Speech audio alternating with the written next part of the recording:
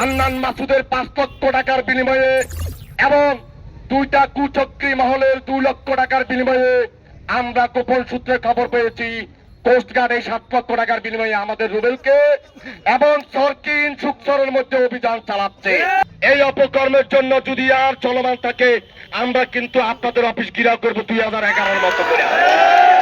সংগ্রামী ছাত্র ও যুব জনতা, আপনাদের সবার প্রতি কৃতজ্ঞতা জানিয়ে আমি আজকে এই কোস্টগার্ডের অবৈধ কিছু ইনকাম এবং অবৈধভাবে অর্থ ইনকাম করে বিএনপি এবং তথাকথিত জুলাই আগস্টের নেতার এজেন্ডা বাস্তবায়ন করার জন্য আজকে যে অপশক্তি অপতৎপরতা শুরু করেছেন সেই সম্পর্কে কিছু কথা বলে শেষ করবো আজকের সভা। সংগ্রামী উপস্থিতি, গত পরশুদিন যখন আমাদের ছাত্রদল নেতা রুবেলকে গ্রেপ্তার করে তখনই আমরা অনেকভাবে চেষ্টা করেছিলাম তাকে কি কারণে গ্রেপ্তার করা হয়েছে, কিন্তু আমরা কোনো কারণ খুঁজে পাই নাই। এই রুবেলের বিরুদ্ধে কোনো মামলা নেই, এই রুবেলের বিরুদ্ধে কোনো অভিযোগ নেই, এই রুবেলের বিরুদ্ধে কোনো ওয়ারেন্ট নেই, কিন্তু হান্নান মাসুদের 5 লক্ষ টাকার বিনিময়ে এবং দুইটা কুচক্রী মহলের 2 লক্ষ টাকার বিনিময়ে আমরা গোপন সূত্রে খবর পেয়েছি কোস্টগার্ড এই 7 লক্ষ টাকার বিনিময়ে আমাদের রুবেলকে এবং সরকিন সুকসরের মধ্যে অভিযান চালাচ্ছে। সংগ্রামী উপস্থিতি, কোস্টগার্ডের এই সমস্ত অপকর্ম যদি চলমান থাকে আমরা ছাত্র যুব জনতা কিন্তু বসে থাকবো না। আপনারা মনে রাখবেন, হাতিয়ার মানুষ নিরীহ কিন্তু অশান্ত বটে। অশান্ত তৈরি করবেন না, হাতিয়ার মানুষকে শান্ত থাকতে দিন। আপনারা ব্যারাক থেকে এসেছেন টাকা কামানোর জন্য, কিন্তু পন্থা এটা না। কিছুদিন আগে নদীর মধ্যে 4টা জেলেকে গুলি করে হত্যা করেছেন। আমরা মুখ খুলি নাই, আমরা কিছু বলি নাই, কিন্তু আমাদের হাতিয়ার প্রেস মিডিয়াও এই সম্পর্কে মুখ খুলে নাই ভয়ে।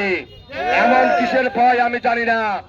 প্রিয় উপস্থিতি, আপনারা জানেন আমাদের সুবর্ণচর সরবাটা ইউনিয়নের যুগ্ম সম্পাদক নিজাম মাঝিকে অবৈধভাবে গ্রেপ্তার করে এনে নিজাম ডাকাত সাজিয়ে দিয়েছে এবং তাকে বাংলা বাজার নিয়ে কিছু অস্ত্র উদ্ধার নামে নাটক সাজিয়ে তাকে দিনের পর দিন জেল খাটিয়ে দিয়েছে এবং তার বিরুদ্ধে অস্ত্র মামলা দিয়েছে। আমরা সেই সময়ে প্রতিবাদ করেছি। আজকে আমাদের প্রতিবাদ, প্রিয় উপস্থিতি, এই যে কোস্টগার্ড এই যে অপকর্মটা করেছেন, এই অপকর্মের জন্য যদি আর চলমান থাকে আমরা কিন্তু আপনাদের অফিস ঘেরাও করবো 2011-এর মতো করে। এবং আপনাদেরকে হুঁশিয়ার করে দিতে চাই, কোন ব্যক্তি এজেন্ডা বাস্তবায়ন করতে দেয়া আমাদের হাতিয়ার মানুষকে অশান্ত করে তুলবেন না।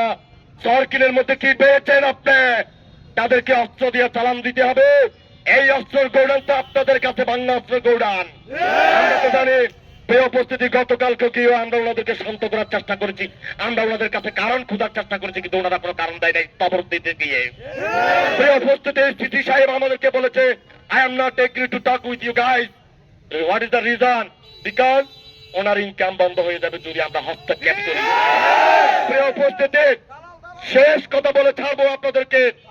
ওসি সাহেব, ইউনো সাহেব, আপনি কিসের উপরে ভিত্তি করে এই কোস্টগার্ডের মামলা রেকর্ড করিয়েছেন? আমাদের নিরীহ 4 জন লোককে আসামি করে এই মামলাটা রেকর্ড করিয়েছেন। তারা কি অস্ত্রবাজ? তারা জনপ্রতিনিধি এই সরকারি ইউনিয়নের, অথচ তাদের বিরুদ্ধে আপনি অস্ত্র মামলা গ্রেপ্তার করেছেন। ওসি সাহেব, ইউনো সাহেব, যত আপনারা অ্যাডমিনিস্ট্রেশনে, আপনাদের কাছে আমরা আজকে আলটিমেটাম দিয়ে গেলাম, আগামী 48 ঘন্টার ভিতরে এই মামলার সঠিক তদন্ত করবেন, তদন্ত করে জনসম্মুখে রিপোর্ট জানাবেন আসলে আদৌ তারা কি অস্ত্রবাজ কিনা। অন্যথায় 48 ঘন্টা পরে আমরা দুর্বল আন্দোলন করে দেবো এবং হাতিয়া থানার প্রশাসন এটার জন্য দায়ী থাকবে। কেন কোস্টগার্ড অবৈধভাবে? আরেকটা কথা বলি, কোস্টগার্ড কিন্তু উপরে অভিযান চালাতে পারে না, তাদের সেই অথরিটি নাই। তাদের অথরিটি হচ্ছে নদীতে, তাদের অথরিটি হচ্ছে চোরা চালানি ধরা, সেই চোরা অবৈধ তেল ধরা, অবৈধ মাছ ধরা, সেগুলা না করি ওনারা ওই চর জাগলাতে ওনারা অভিযান না করিয়া নিরীহ মানুষ কতগুলো হত্যা হয়ে গেছে সেটা না করে ওনারা আসছে আমাদের উপরে হান্নান মাসুদের এজেন্ডা বাস্তবায়ন করার জন্য লোকজনকে। সুতরাং কোস্টগার্ডকে বলছি 1 মাস টাকা খাওয়া লাগবে না। টাকা খাতে আপনার ক্যাম্পে যায় খান। আমাদের এখানে আসি নিরীহ মানুষকে ধরে নিয়ে আসি, টাকা চাইবেন এবং চাঁদাবাজি করবেন, আপনার সোর্সদেরকে দিয়ে চাঁদা নিবেন, সেটা আমরা আর হইতে দিব না। আমরা কিন্তু সচেতন। 48 ঘন্টার ভিতরে মামলা শুনানো চাই। ওসি সাহেব, 48 ঘন্টার ভিতরে মামলা শুনানো চাই। কোস্টগার্ডের মামলা আমরা মানি না।